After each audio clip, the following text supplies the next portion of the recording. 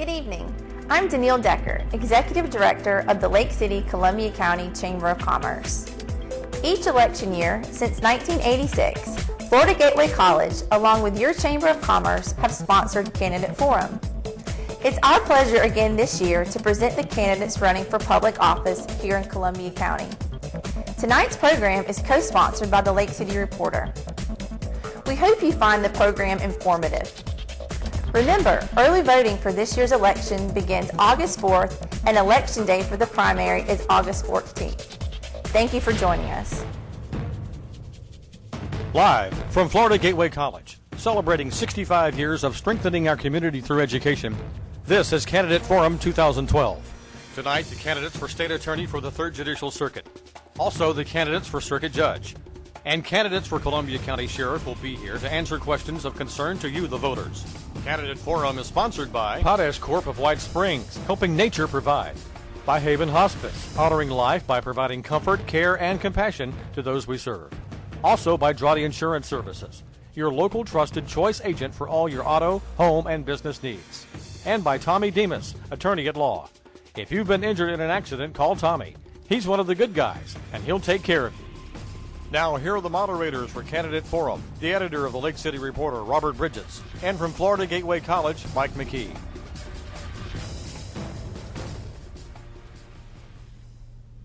Good evening, everyone, and welcome to Candidate Forum 2012. Along with Lake City Reporter editor Robert Bridges, I'm Mike McKee, and for the next 2 hours, we'll introduce you to the candidates for the 3rd Judicial Circuit State Attorney's Office, Circuit Judge for the 3rd Judicial Circuit Group 2, Group 5, and we'll have the candidates for Columbia County Sheriff. Tonight's forum is brought to you by Drawdy Insurance Services, attorney Tommy Demas, Haven Hospice, and Potash Corporation of White Springs. We thank them for their support of this educational programming. The rules for the forum are that each candidate is given a 2-minute opening statement and a 2-minute closing statement. Each candidate is afforded 2 minutes to answer each question. Our first segment of the night is with the candidates for State Attorney for the 3rd Judicial Circuit. There is one issue which we will not ask questions about tonight. Those are concerns the pending grand jury proceedings against the incumbent. The case is ongoing and the facts not yet in evidence. We will therefore not inquire about this matter. Let's meet the candidates. They are incumbent Skip Jarvis and challenger Jeff Siegmeister. We drew numbers prior to coming into the studio this evening, and candidate Siegmeister drew the number 1. Mr. Siegmeister, you have 2 minutes to make an opening statement. Good evening, ladies and gentlemen. My name is Jeff Siegmeister, and I'm running for State Attorney. 20 years ago, I came to Lake City, having graduated from Lake Butler, growing up there, attended the University of Florida, and after getting my law degree, Jerry Blair gave me a job here in Lake City as the county court misdemeanor prosecutor. I've made Lake City my home, and the 3rd Circuit is now where I do my business, and I've conducted my law practice for nearly 20 years.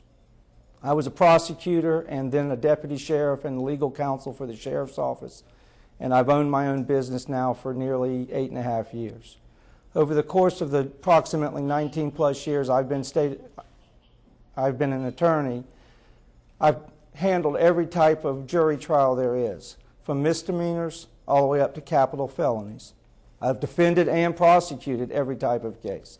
That experience allows me to be the best candidate for the office of State Attorney to determine who should be prosecuted and for what charges. I would appreciate your support, and I would encourage you to look into the candidates as well as look into my website at stateattorney2012.com. Thank you. Our next opening statement will be made by the incumbent, Skip Jarvis. Mr. Jarvis, you have 2 minutes. Thank you. Good evening, ladies and gentlemen. I'm your state attorney, Skip Jarvis, and I'm running for re-election. Years ago, when I grew up in Lake City, I attended the school system here and graduated from Columbia High School. Attended this school where we're sitting here tonight when it was called Lake City Junior College and Forest Ranger School. After that, I served in the United States Navy, receiving an honorable discharge. I worked as Chief Deputy Clerk of Court. I also worked as City Treasurer for the City of Lake City. I went on to Florida State, obtained a degree in criminology from Florida State, went to Mississippi where I was able to attend law school where I obtained my Juris Doctorate degree. After doing that, I came home to my 3rd Circuit and I took a job with Jerry Blair in 1984. 24 years as an assistant state attorney handling civil matters, handling economic white-collar crime, environmental crime, consumer fraud, as well as a full felony, misdemeanor, and juvenile caseload.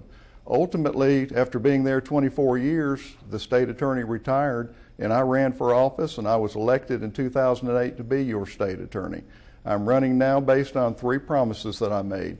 One, that I would be open and accountable to you. I have done that. I have opened up the office. I have answered questions. I have been liable. I have been accountable to you. The second promise I made was that I would cooperate with law enforcement. Doesn't mean I would file on everything that came in the door, because not everyone who is arrested is guilty. But I have worked closely with law enforcement to make sure we put good cases together where warranted. The third thing I promised you is I would do my best to keep the integrity of the office protected. I have kept all 3 of those promises to you. I'm here tonight to ask you for re-election. Thank you. Thank you very much, candidates. It's now time for the question and answer segment of our broadcast. And to ask the questions is editor of the Lake City Reporter, Mr. Robert Bridges. Thanks, Mike. We'll begin our questions tonight with Mr. Siegmeister. Mr. Siegmeister, if the fact pattern in the Trayvon Martin case were to occur in one of the 7 counties of the Third Circuit, would you choose to prosecute based on the facts now available? Well, based on the facts as I understand them, I would certainly present it to a grand jury. It's a little bit difficult to comment on a pending prosecution, but I disagree with Angela Coy's decision to direct file on it. That's based on the facts as I know it. I would have allowed the citizens to hear the case, as well as the stand your ground issues of immunity and whether or not charges should have been filed. Of course, that's based on the facts as I understand them. Thank you, Mr. Siegmeister. Mr. Jarvis, same question. Based on what we know, the facts at this point, would you choose to prosecute the accused shooter in the Trayvon Martin case were a similar case to occur here? I do agree that it's a little bit premature for us to be commenting on that, but if that case had arisen here in one of my counties, I would have held off on that simply to allow law enforcement to do more investigating. We had a dead young man. We had one who shot him. That's all we had at the initial stage of this investigation when the press got involved. There was a lot of investigating that needed to be done, such as the forensics had to be completed, the interviews of people who were potential witnesses who may have seen or heard something. And once that was done, then you can make a determination as to whether or not stand your ground applies, or you can make a decision as to whether or not it needed to go to the grand jury. State Attorney Angela Coy has made a decision to charge second-degree murder. I will not second-guess her judgment simply because she has a lot more facts than we have here tonight. We'll stick with Mr. Jarvis. Mr. Jarvis, talk in general terms, if you would, please. What are your views on the Stand Your Ground law? Stand Your Ground is an outgrowth of what we've had for years in the state of Florida. Chapter 776, Florida statutes, covers justifiable use of force, which includes the issues of self-defense. Several years ago, and I think it was in 2006, the Florida legislature decided they were going to codify that into the statute so that a victim would not be required to retreat. It's an outgrowth of what used to be the castle doctrine, that if someone was in your home, there was no duty to retreat. Once they went ahead and changed the statute, there is something in there that concerns me, and that is civil liability for an officer who makes an arrest who may have made a bad judgment call. I would like to see the Stand Your Ground tweaked a little bit before we get too far down the road with it. Thank you. Mr. Siegmeister, same question. What is your view of the Stand Your Ground law? The Stand Your Ground law is generally only a problem when it's misapplied. If prosecutors have good judgment and use common sense, then you don't have issues created for the Stand Your Ground law. Essentially, it's common law self-defense. It always has been. And as with most things, the legislature got involved because of some bad fact pattern somewhere in the state. However, the common law self-defense rules still apply, and the Stand Your Ground law is perfectly acceptable. It's just how it's applied by the individual state attorneys. Very well. Mr. Siegmeister, what makes you a better qualified candidate than your opponent? Comes down to experience. Again, I've tried every type of case, from tag violations to homicide.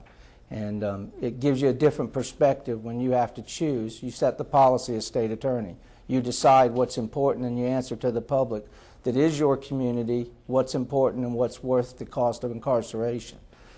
Depending on who you are, $30,000 a year to incarcerate somebody may seem like a waste of time. If you're the victim of repeated thefts, it may not matter that restitution's applied. You may think that that person deserves every bit of incarceration. However, if you're the mother of a child that suffers with drug addiction, you may think that it's a waste of resources. Bottom line is experience allows you to set policy and make decisions using common sense as to what is important to be prosecuted, to take violent people off the streets and hopefully recognize the difference between a bad person and a bad night. Mr. Jarvis, same question. What makes you a better qualified candidate for this post than your opponent? I would have to say experience, integrity, and maturity. I have been a prosecutor for 28 years. Before that, I was Chief Deputy Clerk of Court. Between those two jobs, I ran an oil company. I have been tax collector and treasurer for the city of Lake City. I know governmental finance. I can handle the fiscal side of the office. I can handle the administrative and personnel sides of the offices. The state attorney's office is essentially the largest law firm in the 7 counties of the Third Circuit. I've proven over the last 4 years that I can run it, and I can run it well. Our budget was greatly reduced when I took office. I've just had another $310,000 cut in my budget, but I'm still providing the citizens with the same services, with the same personnel. I'm going to go ahead and continue to do that in the future. Thank you. We'll stick with Mr. Jarvis. Let's continue on that same vein concerning budget reductions. More budget cuts may or may not be coming. That's been the trend for just about every publicly funded agency in Florida for some time now. What kind of cuts are you going to make? How are you going to cope if reelected for 4 more years if you face even further cuts? What I have done over the past several years is that I have found ways of cutting things out of the budget that we could live without. We have also found other ways of funding the court system, such as cost of prosecution, where on felonies we get an extra $100 back from each defendant that's convicted. On misdemeanors we get $50 on each case. What I've also done is gone through and determined where we need to spend the money. I've cut out travel from out of state. I've only allowed travel in 1 or 2 cases, and those were first-degree murder cases that I allowed travel outside the state. We're going to electronic depositions. We're doing telephone depositions. We are trying to save every dollar for the taxpayers we can. I'm a taxpayer too, and I know what it means to save money, and I know what it means to spend money. I treat your money just like I treat my own. Thank you. Mr. Siegmeister, if elected, how would you cope with an ever-dwindling budget? Well, and I would like to say one thing. Mr. Jarvis is correct. If you talk about the number of lawyers, the Third Circuit State Attorney's Office is the largest law firm in the circuit. However, unlike every other law firm, it is funded automatically by the taxpayer. So you don't have to beat the bushes to pay bills. You don't have to do without in order to give your assistants a salary. You're either going to have the money or you're not, and you're forced to make cuts. The cut I would make is I would immediately go to a paperless system where with computer technology you would have no files, you'd have everything paperless. Your assistants would have access to all the case files there in court as well as at their desk from a laptop. There's a large startup expense, but after that it saves a great amount of money over time. The 8th Circuit has done it, and instead of buying cars and giving guns to assistant state attorneys, we could pay for the computer equipment. Thank you, Mr. Siegmeister. We'll stay with you. What can the state attorney's office do to fight the growing abuse of prescription drugs here? It's a difficult process. You have to walk a fine line. I used to think that when I saw crack cocaine come along as a prosecutor and then methamphetamine, that those were the worst things we'd ever seen for their individual reasons. However, now prescription pills pose a unique problem because they're legally prescribed. Many people have legitimate pain. Over time, the practice of medicine has gotten more likely to prescribe pills. Florida, until recently, has been a state that has been very friendly to the abuse of prescription pills. I would say between Pam Bondi's use of closing down pill mills as well as the federal government, that the enactment of the tracking system now with for doctor shopping, and so that pharmacists have to put in the individual prescriptions that are being filled. We'll certainly take steps to delete the seriousness of the abuse system. Thank you. Mr. Jarvis, please answer the same question. What can your office do to fight this problem? We're currently fighting the problem by prosecuting doctors. We have several doctors here in this circuit who have overprescribed medication, and it appears they do it simply because of the profit motivation. We prosecute. We work in conjunction with law enforcement. We work in conjunction with the Attorney General. But my office is actually prosecuting right here in Columbia County multiple cases of pill mills. That's the only way I know of to stop it, until we can get doctors to understand that they have an obligation to police their ranks too, to make sure we weed out these folks who are in it just simply to put the prescriptions out there for the profit motives. Thank you. Mr. Jarvis, again, Florida's mandatory minimum sentencing laws have come under scrutiny in the wake of recent high-profile cases, two in particular in which defendants were given 20-year prison terms for firing what they say were warning shots. What are your views on these laws in these particular cases and in general?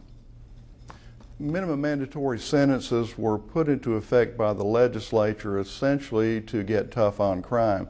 The problem that we have is that in 67 counties, depending on where you were arrested, that might very well determine what the judge did to you.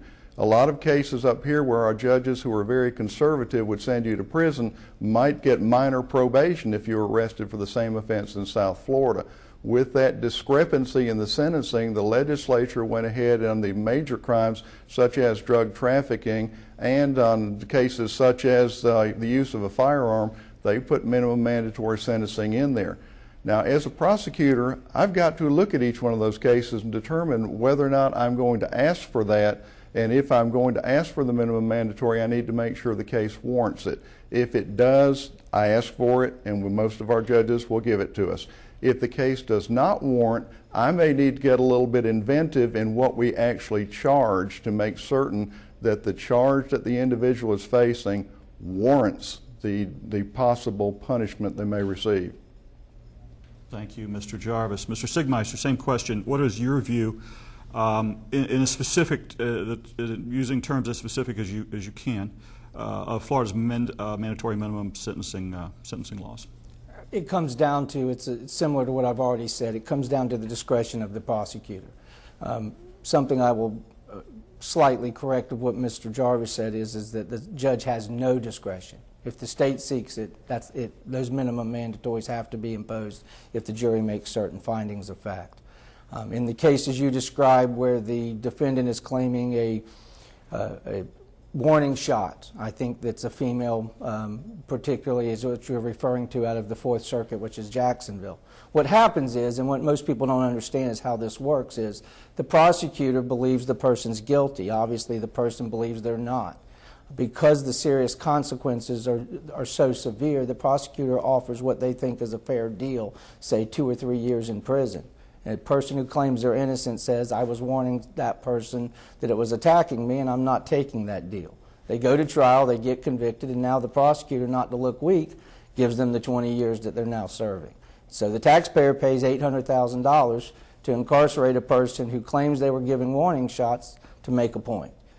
And a good prosecutor with experience doesn't just prove the point by giving them the 20 years. If they deserve 3 ahead of time, they don't deserve 20 afterwards. Okay, Mr. Siegmeister, one more question for you. When presented with a report from a law enforcement agency in which a suspect has been arrested, what's the first thing you look at in deciding whether to prosecute?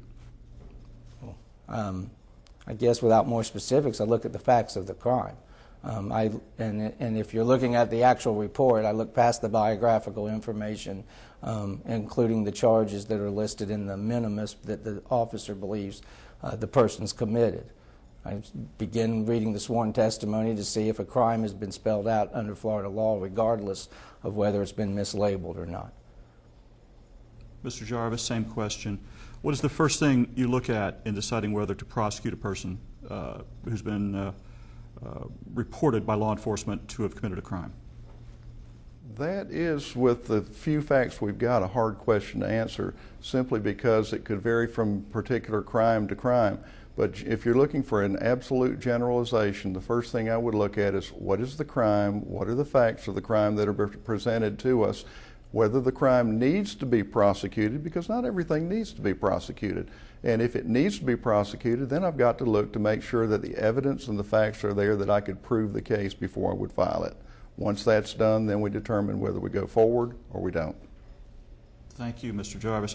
If reelected, Mr. Jarvis, what changes do you think need to be made in the next 4 years in the State Attorney's Office? To be honest with you, if there were changes I thought that needed to be made, I would have already made them. We have gone in and put together a group of prosecutors and support staff that are doing a fantastic job, in my opinion. What we want to do is to continue to do that. As issues come up and as things need to be changed, we have changed them over the last 3.5 years. But if you're asking me what I would go in and change, right now I'd have to tell you I wouldn't change a thing. I'm very satisfied with my office the way it is. All right, same question for Mr. Siegmeister. What changes, if elected to the State Attorney, would you make over the next 4 years? Obviously, the most important change is I'd change the leadership. I can't stress enough that the person at the top sets the tone. Oftentimes you go as a trial attorney, you face a prosecutor, and their lips can move, but if they're not speaking from their heart, but speaking from policy, it makes an awkward administration of justice. They have to believe in what they do. They have to be placed in the right positions. For instance, someone may not be a natural-born leader of people, but may be a great trial attorney. For instance, someone else may be a great researcher and may be able to articulate facts such that they would make a great juvenile prosecutor, but they do poorly in front of crowds, so jury trials aren't their thing. Putting the people in the right place comes from experience. Being a prosecutor has made me a better defense attorney. It made me a better law enforcement officer. Thinking like a prosecutor, you lead like one. And that's the biggest change that needs to be occurring in the State Attorney's Office. And that concludes the question and answer portion of our broadcast this evening. It's now time for each candidate to make a 2-minute closing statement. And since candidate Siegmeister went first, he will go last. Candidate Jarvis, you have 2 minutes to make a closing statement. Thank you. In response to the last response from my opponent, I'm a leader. My people follow me, and they're loyal to me, and they're loyal to the citizens of this state. I'm running for re-election. I've shown you over the last 4 years that I've got the ability to run what is essentially the largest law firm in the Third Circuit, covering the most counties of any circuit in the state of Florida, and we're only 60 square miles short of being the largest geographic circuit in the state. I have proven to you that I can handle money, that I can handle personnel, that I can handle the administration. I've proven to you I can make some hard decisions that need to be made. You may or may not have agreed with them, but I've made them and I stand behind them, and that's what you need there. Someone who can go in, do what needs to be done, run that office to protect your interests. I've done it for 4 years. I'm Skip Jarvis. I'm asking you to re-elect me for another 4 years to let me continue doing what I've been doing for the last 4 years. Thank you very much. Thank you, Mr. Jarvis. It's time now for Mr. Siegmeister to make a 2-minute close. You have 2 minutes. Thank you. I appreciate everybody listening tonight. We can't afford 4 more years of Mr. Jarvis running the office the way he runs. I would suggest that anybody check on the jury trial conviction statistics, the turnover rate of the office, and at the end of the day, the office has drastically changed. With leadership and direction, the people that are there are good, they work hard, but I would leave you with this. Mr. Jarvis has said that he promised 3 years ago that he would work well with law enforcement and that he's done so. Ask somebody in law enforcement. I'm overwhelmingly supported by the cops and police officers and deputy sheriffs and state officers in the 7 counties for a reason. It says honestly more about the relationship they have with the state attorney's office than necessarily that they all know me personally. I would suggest you ask one. I would suggest that you look at our records, and again, my experience amounts to a whole lot. It's something that will allow me to lead prosecutors. It will allow me to motivate them. As a prosecutor, you're better able to determine where your tax money is spent. Thank you.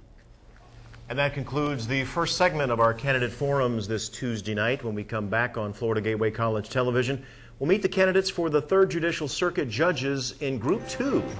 You're watching Candidate Forums on Florida Gateway College Television and WCJX Radio. Don't go away.